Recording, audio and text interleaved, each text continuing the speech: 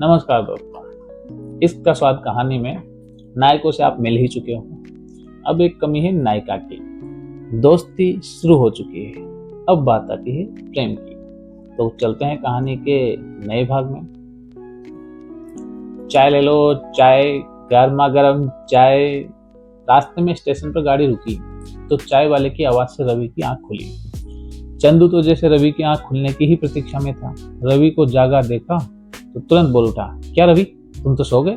पता है कब से हम तुम्हारे जागने की प्रतीक्षा कर रहे थे। ये भाई साहब मल्टीनेशनल कंपनी में काम करते हैं और पूरा 1,00,000 रुपया महीना का बोझ डालते हैं अपनी कंपनी पर। रवि ने भी चंदू की बात पर आश्चर्य जताते हुए प्रेम को बधाई दी। प्रेम, ऐसे खाली पीली बधाई से काम नहीं चलेगा रवि, पहले कुछ मीठा लीजिए। इतना कहकर प्रेम ने अपनी जेब में हाथ डालते हुए एक टॉफी निकालकर रवि के हाथ में रख दी। प्रेम की इस करतूत पर चंदू और प्रेम जोरों से हंसने लगे। रवि ने भी मुस्कुराकर टॉफी उठा ली। अब उसे प्रेम का स्वभाव अच्छा लगने लगा था। उसका भी मन हुआ कि वो प्रेम से बातें करे। इससे पहले कि वो कुछ कहता, प्रेम खुद ही बोल पड़ा। तो रवि, आपके दोस्त आपकी खूब तारीफ कर रहे थे। आप एक बहुत अच्छे लेखक हैं, अच्छी अच्छी कविताएं लिखते हैं, कहानियां लिखते हैं। रवि, अरे कुछ खास नहीं, ये तो बस ऐसे ही बकवास करता रहता है। प्रेम, चलिए कोई बात नहीं, हम आपसे कुछ सुनाने की गुजारिश करके आपको परेशान नहीं करेंगे, परंतु सफर इतना लंबा है तो बोरियत ना हो, इसलिए मैं एक रचना आपको सुनाना चाहता हूँ, जिसे सुनकर आप प्रेम विवाह पर अपना मत प्रकट करें। बस। रवि उत्सुकता जाहिर करता है, जी जरूर, मुझे अच्छा लगेगा, आप सुनाना शुरू करिए। प्रेम, ठीक है, तो मैं कहानी शुरू करता हूँ जिसका नायक मेरे ही नाम का है, मतलब प्रेम नाम का व्यक्ति है। चलिए कहानी का आनंद लेते हैं। प्रेम ने कहानी सुनाना शुरू किया। कहानी की शुरुआत करते हैं नायक के घर से।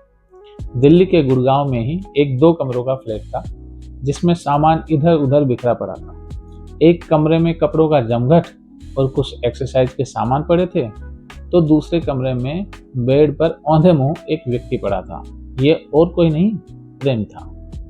प्रेम सुबह 7 बजे की अलार्म लगाकर सोया था, जो कि 2 बार बज कर बंद हो चुकी थी। लगभग 8 बज चुके थे।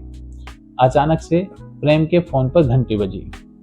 उसने फोन उठाया तो दूसरी तरफ की आवाज सुनकर चौंक कर बैठ गया। प्रेम फोन पर, गुड मॉर्निंग बॉस। हाँ बॉस, मैं रेडी हो गया बॉस, बस थोड़ी देर में निकल ही रहा हूँ। हाँ बॉस, मैंने प्रेजेंटेशन अच्छे से बनाकर रात को चेक भी कर लिया था। मुझे पूरा भरोसा है बॉस, सब अच्छा ही होगा, आप चिंता मत करिए।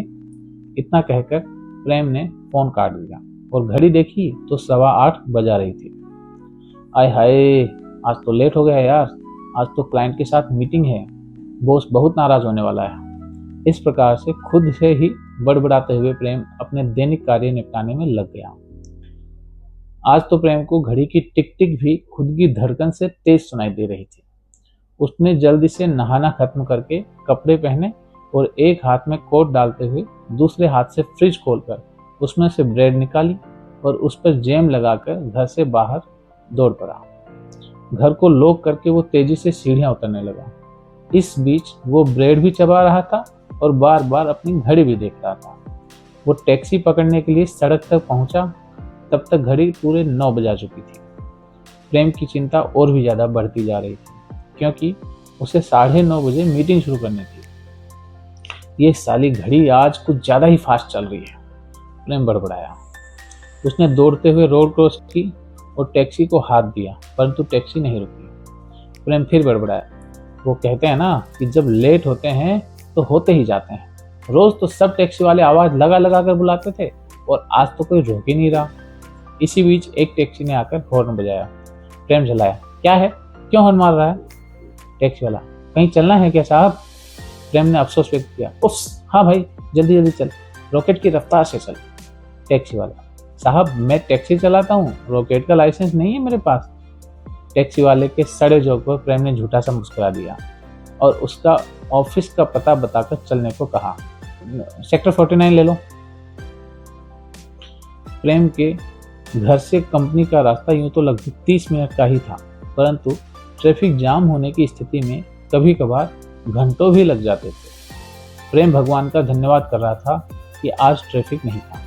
थैंक गॉड आज ट्रैफिक नहीं है, अब बस 5 मिनट में ही ऑफिस पहुंच जाऊंगा और 10 मिनट में मीटिंग स्टार्ट। बच गया लेट होने से। प्रेम खुद से बड़बड़ा ही रहा था कि टैक्सी वाला बोला, नहीं बचे साहब। प्रेम, क्यों, क्या हुआ? टैक्सी वाला, वो देखो साहब, आगे पूरा रोड ब्लॉक पड़ा है। प्रेम, अरे ऐसे कैसे ब्लॉक पड़ा है? टैक्सी वाला, अब वो मेरे को कैसे पता होगा सर, पर लग रहा है आगे किसी कंस्ट्रक्शन के काम की वजह से रोड 1 वे कर रखा है। प्रेम को अचानक याद आया कि इसके ऑफिस से थोड़ी दूर पर फ्लाईओवर का काम चल रहा है। प्रेम, कोई नहीं, तुम ऐसा करो, मुझे यहीं उतार दो, मेरा ऑफिस पास ही है, मैं 5 मिनट में पैदल ही पहुंच जाऊंगा, ये लो अपने पैसे। प्रेम ने टैक्सी वाले को पैसे दिए और नीचे उतरकर अपने ऑफिस की तरफ लपका। प्रेम तेजी से चलते चलते उसके ऑफिस की बिल्डिंग से बस 2 बिल्डिंग दूर चौराहे को पार कर ही रहा था कि अचानक एक गाड़ी ने उसे पीछे से टक्कर मार दी। टक्कर इतनी जोर से थी कि धड़ाम की आवाज के साथ प्रेम दूर जाकर गिरा। कुछ मिनटों के लिए प्रेम बेसुध हो गया था। किसी ने उसके मुंह पर पानी डाला तो उसे थोड़ा होश सा आया, परंतु वो कुछ बोलने की स्थिति में नहीं था। अचानक एक्सीडेंट के झटके से प्रेम बाहर नहीं निकल पा रहा था। उसे बस इतना याद था कि 2-3 लोगों ने उसे सहारा देकर उठाया और एक गाड़ी में बैठाकर हॉस्पिटल तक ले गए। हॉस्पिटल पास में ही था। वहाँ डॉक्टर्स ने उसकी जांच की तो पता लगा कि उसे बस मामूली कुछ खरोंचें ही आई थी, परंतु वो भय के कारण बेसुध हो गया था। डॉक्टर्स ने उसे इंजेक्शन और दवाइयाँ दी तो लगभग आधे घंटे बाद वो पूर्णतः होश में आया। होश में आते ही उसने डॉक्टर से पूछा, डॉक्टर साहब मैं यहाँ कैसे पहुँचा? मेरा तो भयानक एक्सीडेंट हो गया था, मुझे यहाँ कौन लेकर आया? डॉक्टर चेकअप करते हुए, आपका कोई भयानक एक्सीडेंट नहीं हुआ था, बस मामूली कुछ खरोंचें आई थी, आप बस कुछ ज़्यादा घबरा गए थे। मैंने दवाई दे दी है, यदि दर्द हो तो उसमें पेन किलर भी लिखी हुई है, आप मेडिकल से ले लेना। प्रेम, थैंक यू डॉक्टर, पर आप ये तो बताइए कि मुझे यहाँ लेकर कौन आया? डॉक्टर, वो बाहर जो मैडम बैठी है ना, वो लेकर आई हैं आपको। प्रेम ने दरवाजे के शीशे से बाहर देखा तो उसी की हम उम्र से लगभग 30-32 साल की लंबी सी लड़की कान के फ़ोन लगाकर किसी से बात कर रही थी। गुलाबी 1 पीस ड्रेस में वो कमाल खूबसूरत लग रही थी। कानों में बड़े बड़े झुमके, खुले घने काले बाल, गुलाबी गाल और होठों के नीचे का तिल उसकी सुंदरता में जान डाल रहे थे। हाथों को हिला हिला कर वो किसी से फ़ोन पर बात कर रही थी। प्रेम ने ऐसी खूबसूरती कभी नोटिस भी नहीं की थी। उसे यकीन ही नहीं हो रहा था कि उसे हॉस्पिटल में ये लेकर आई थी। आखिर कौन थी वो सुंदरी और प्रेम को अस्पताल में क्यों लेकर आई थी? ये सब जानने के लिए मिलते हैं अगले भाग में।